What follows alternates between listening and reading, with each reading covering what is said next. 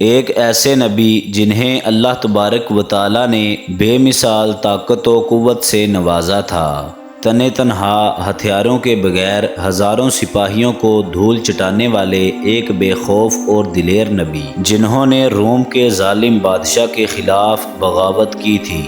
اس دلیر بندے کو آپ کی بیوی نے ہی کیوں فریب دیا اور اس کا کیا انجام ہوا تھا؟ پیارے دوستو، ان تمام تر سوالات کے جوابات آج کی اس ویڈیو میں ہم آپ کو دیں گے۔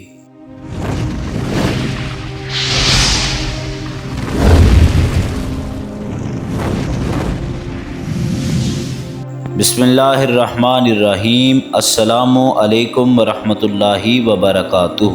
پیارے دوستو، قدیم زمانے میں فلسطین کے علاقے میں ایک شہر آباد تھا جس کا نام اموزیہ تھا۔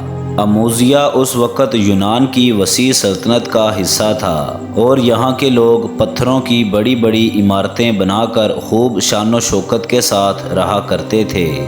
یونانی مذاہب اور عقائد یہاں کے لوگوں پر بہت زیادہ اثر انداز تھی، لہٰذا وہ ستاروں، پتھروں اور یونانی دیوتاؤں کے بت بنا کر ان کی پوجا کیا کرتے تھے۔ ان کے مذہبی رہنماؤں نے اپنے دیوتاؤں کے مختلف نام رکھے ہوئے تھے، جن میں بارش، طوفان، سورج، چاند، رزق اور طاقت کے الگ الگ دیوی دیوتا تھے۔ لوگوں کو متاثر کرنے کے لیے انہوں نے اپنے دیوی دیوتاؤں کے متعلق بہت سی کہانیاں مشہور کر رکھی تھی۔ اموزیہ کے لوگ ان دیوی دیوتاؤں کے افسانوں کو بہت شوق سے سنا کرتے تھے اور وہ لوگ ان کے عقیدت مند بھی تھے۔ پیارے دوستو، شہر اموزیہ کے بادشاہ کا نام فوطا تھا اور وہ نہایت ہی ظالم و جابر انسان تھا۔ جو کوئی بھی بادشاہ کا حکم نہ مانتا وہ اسے بے رحمی اور اذیت کے ساتھ مار ڈالتا۔ وہ معمولی باتوں پر لوگوں کو قیدی بنا لیا کرتا تھا۔ پیارے دوستو، فوطا نے بحر روم کے کنارے پر ایک عالی شان محل بنا رکھا تھا، جہاں پر ہر سال وہ اپنے دیوی دیوتاؤں کو خوش کرنے کے لیے جشن منایا کرتا تھا، جس میں ناچ گانے، رقص، آتش بازی اور حتیٰ کہ زناکاری بھی ہوا کرتی تھی۔ اس عمارت کے بڑے بڑے ستون تھے اور وہ دور سے ہی نظر آتی تھی۔ بادشاہ کے پاس ایک 6000 سپاہیوں کا طاقتور اور تربیت یافتہ لشکر تھا۔ فوطا کو اس بات کا غرور تھا کہ اس کے پاس ایک ایسی لشکر ہے جسے دنیا کی کوئی بھی طاقت اور فوج شکست نہیں دے سکتی۔ پیارے دوستو، شہر اموزیہ کے گرد و نواح میں بہت سارے چھوٹے بڑے دیہات اور گاؤں آباد تھے، جن میں بنی اسرائیل کے مختلف یہودی قبیلے بھی بسے ہوئے تھے۔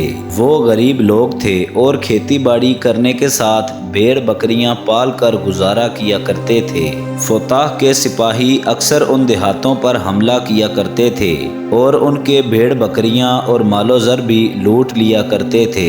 ظلم کی انتہا یہ تھی کہ وہ یہودی مردوں کو بھی قتل کر دیا کرتے تھے اور عورتوں کو اپنی کنیز بنا لیتے اور ان پر طرح طرح کے ظلم ڈھاتے۔ بنی اسرائیل کے لوگ کمزور تھے اور فوطا کے لشکر کو شکست نہ دے سکتے تھے۔ بنی اسرائیل کے لوگ خدا سے دعا کرتے اور اس ظلم سے نجات کے لیے گڑ گڑایا کرتے تھے۔ پیارے دوستو، آخر کار ایک دن یہودیوں کے تمام بزرگ ایک جگہ جمع ہوئے اور آپس میں یہ مشورہ کیا کہ فوطا کے خلاف کسی ایسے انسان کو کھڑا کیا جائے جو کہ اس کی طاقت و غرور کو چکنا چور کر دے۔ کچھ لوگوں نے قافلوں سے یہ سن رکھا تھا کہ قریب کے علاقے میں ایک طاقتور انسان رہتا ہے جو کہ بہت ہی عبادت گزار ہے اور اکثر روزے رکھا کرتا ہے، لیکن نہایت ہی مضبوط اور طاقت و قوت کا مالک ہے، جس نے ایک مرتبہ اپنے ہاتھوں سے بغیر کسی خنجر یا تلوار کے ایک خونخوار شیر کو بھی مار ڈالا ہے۔ پیارے دوستو، چنانچہ بنی اسرائیل کے لوگوں نے یہ فیصلہ کیا کہ ہم سب اس انسان کے پاس جا کر فوطا کی شکایت کریں گے اور اس سے گزارش کریں گے کہ وہ فوطا کے خلاف ہماری مدد کرے۔ پیارے دوستو، دراصل وہ انسان اللہ کے پیغمبر حضرت شمعون علیہ السلام تھے۔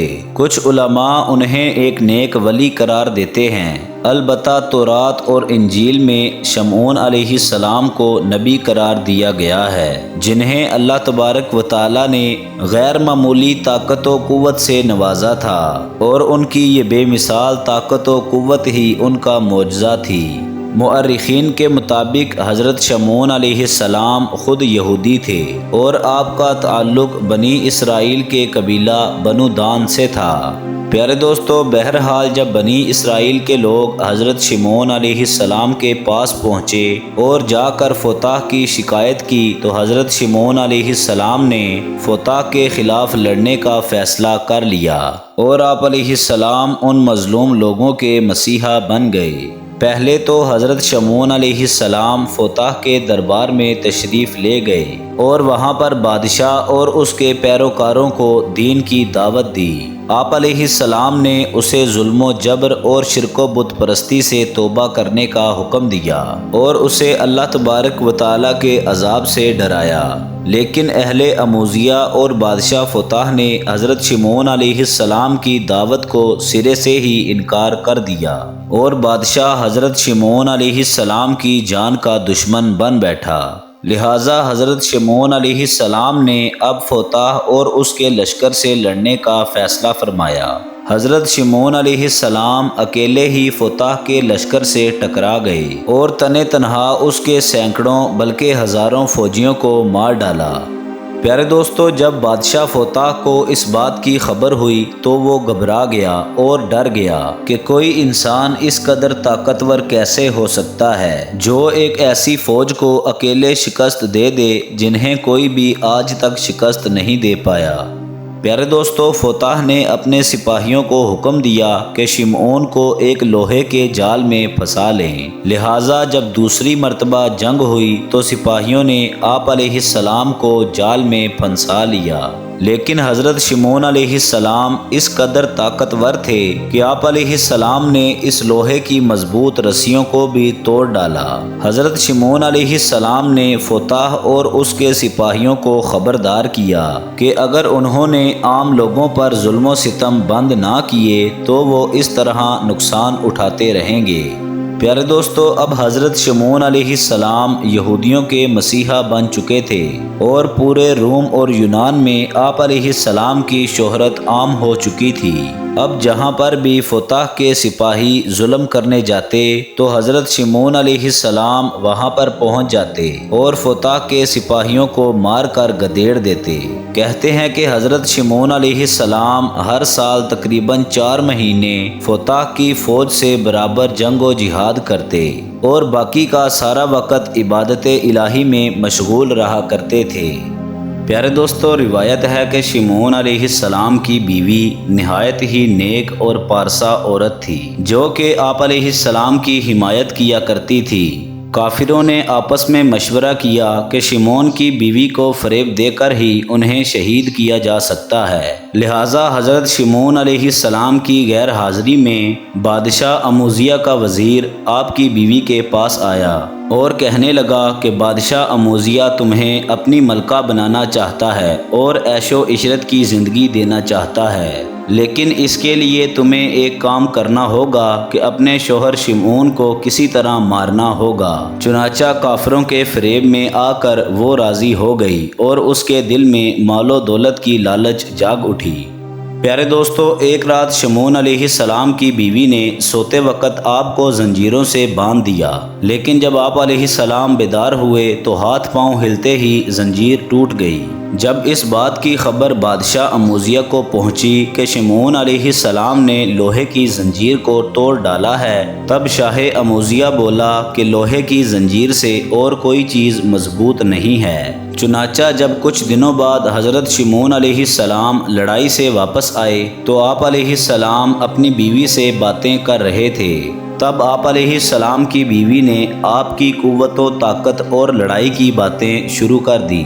باتوں ہی باتوں میں آپ کی بیوی نے پوچھا کہ اے حضرت، میں نے آپ کو رسی اور لوہے کی زنجیروں میں باندھ کر آزمایا ہے اور آپ نے ان دونوں چیزوں کو توڑ ڈالا، بھلا کوئی ایسی چیز بھی ہے جس سے آپ کو باندھ کر رکھا جا سکے؟ تب حضرت شمعون علیہ السلام نے فرمایا کہ ہاں، ایک ایسی چیز بھی ہے، اور وہ ہے میرے سر کا بال، جس سے اگر مجھے باندھا جائے تو میں اسے توڑ نہیں سکتا۔ پیارے دوستو، لہٰذا جب رات ہوئی تو حضرت شمعون علیہ السلام سو گئے تو آپ کی بیوی نے آپ کے بالوں کو کاٹ دیا اور انہی بالوں سے ایک مضبوط رسی بنا کر آپ علیہ السلام کے ہاتھ اور پاؤں کو مضبوطی سے باندھ دیا۔ جب وہ نیند سے بیدار ہوئے تو انہوں نے اپنی بیوی سے پوچھا کہ مجھے کس نے اس طرح باندھ کر رکھا ہے؟ تو بیوی نے کہا کہ میں نے ہی آپ کو باندھا ہے۔ حضرت شمعون علیہ السلام نے فرمایا کہ اگر میں ذرا سا بھی ہلوں یا پھر اٹھوں تو میرے جسم کی ساری ہڈیاں دھرم برہم ہو جائیں گی۔ لیکن آپ علیہ السلام کی بیوی نے شاہ اموزیہ کو اس بات کی خبر پہلے ہی دے دی تھی، اور اس رات شاہ اموزیہ کے سپاہیوں نے آپ کے گھر کو چاروں طرف سے گھیر لیا تھا۔ انہوں نے حضرت شمعون علیہ السلام کی آنکھیں نکال دی اور زبان کاٹ کر بادشاہ اموزیہ کے دربار میں لے گئے۔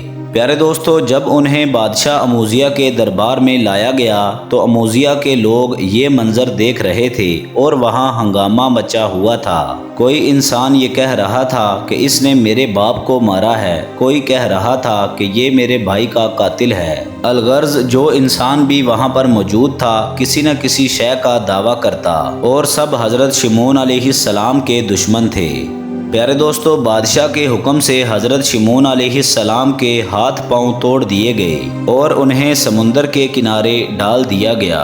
اموزیہ کے لوگ اور بادشاہ فوطا اب محل میں جشن منا رہے تھے کہ ہم حضرت شمعون علیہ السلام سے ہمیشہ ہمیشہ کے لیے نجات پا گئے۔ لیکن ادھر اللہ تبارک و تعالیٰ کے حکم سے حضرت جبرائیل علیہ السلام نے حضرت شمعون کو ہوا میں اٹھا لیا۔